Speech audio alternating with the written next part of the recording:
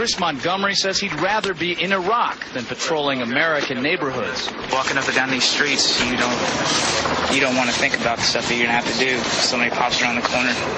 Let me shoot an American. Yeah. You shoot an American. Give me that gun or you're dead. But we don't use force. We just shoot you. Notice that double thing. We shoot you, we kill you, we put you in handcuffs, we slam you down on the ground when you come to your front door, and all the videos of old women, I don't want to leave my cats and dogs. Come here, lady, slam her head, take her gun. You don't have guns in America. We rule you. And the troops will follow the orders to take the guns. If not, they'll court-martial them and line them up. And most of the military is illegal aliens and foreigners now anyways. I mean, we have to come to grips with what America has turned into. The government is illegitimate and criminal. If they were confiscating guns any chance they could under Bush, what are they going to do now under Obama? And we'll hold them. We'll probably defeat them. We'll slow them down. We've been having some victories. People say, I thought Obama was coming for the guns. That'll be the COINTELPRO in a couple of years. Yeah, but we're going to stop them. And then you, paid by the feds, are going to run around saying, it never happened. No, they don't want our guns. They didn't take guns in Katrina.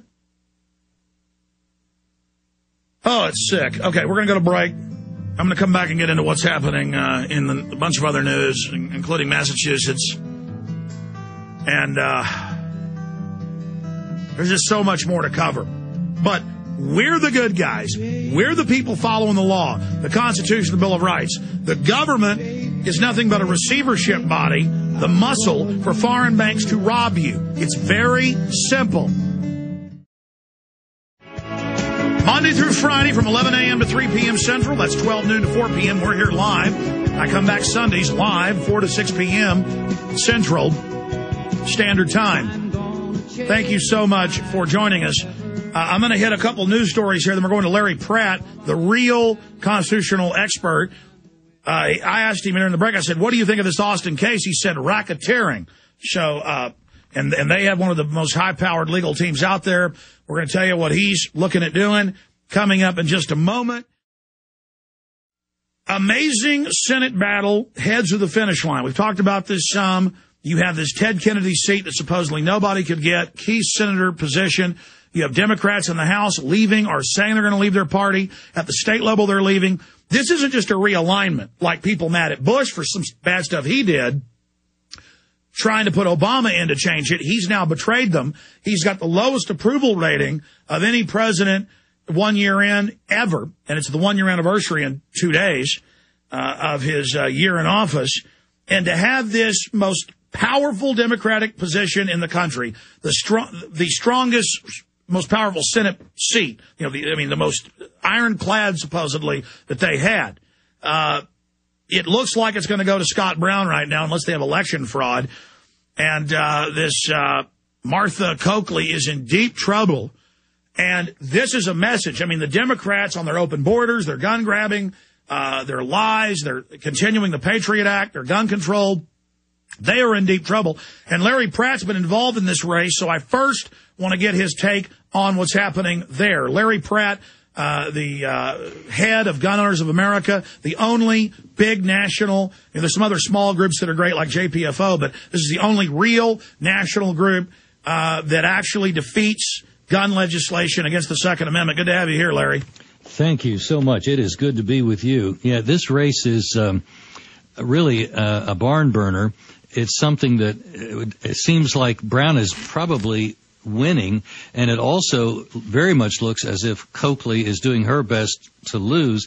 Nothing goes right for this poor woman. Her husband is a retired Cambridge, Massachusetts police officer.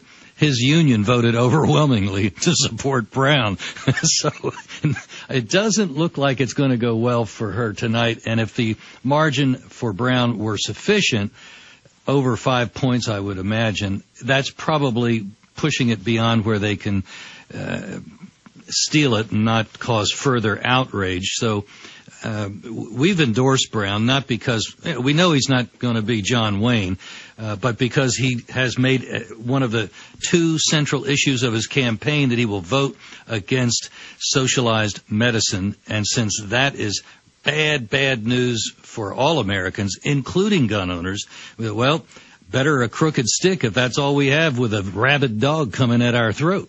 So that's where we are, and I think it will signal that Democrats in other places, and also if we do our jobs right, Republicans in name only, the so-called rhinos, they all should go.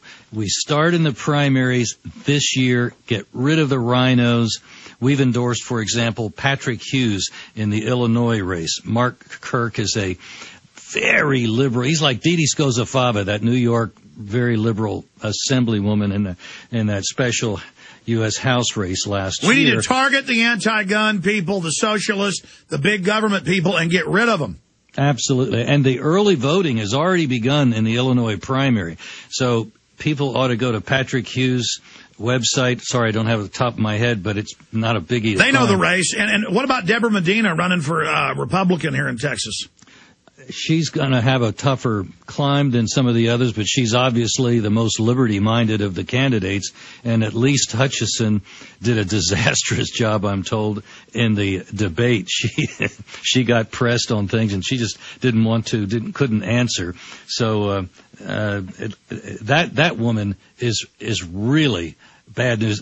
That's my problem. As bad as Rick Perry is, I mean, I'd have to, I guess we're going to find out in the primary, but I mean, he's better than Kay Bailey Hutchinson, Bilderberg chairwoman. Exactly. And not only that, she is one nasty woman. The things that one hears about her from the staff it's like Cruella de Vil in that movie, The 101 Dalmatians, this female representation of evil, just nasty all the time.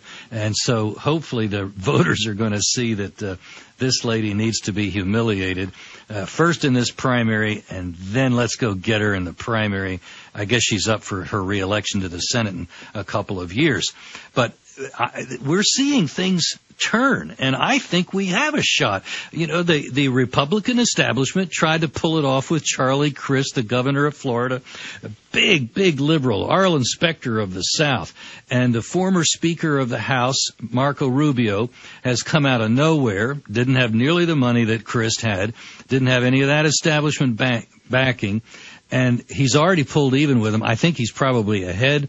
The Republican Party is absolutely rejecting this notion that, we need to have a moderates so we can raise the money and win. No, moderates are what have been making the Republicans losers because they desert the Republican principles. Well, look at every poll. Gallup, 91% don't want open borders. Major polls, over 75% to 80% don't want more gun control, want less.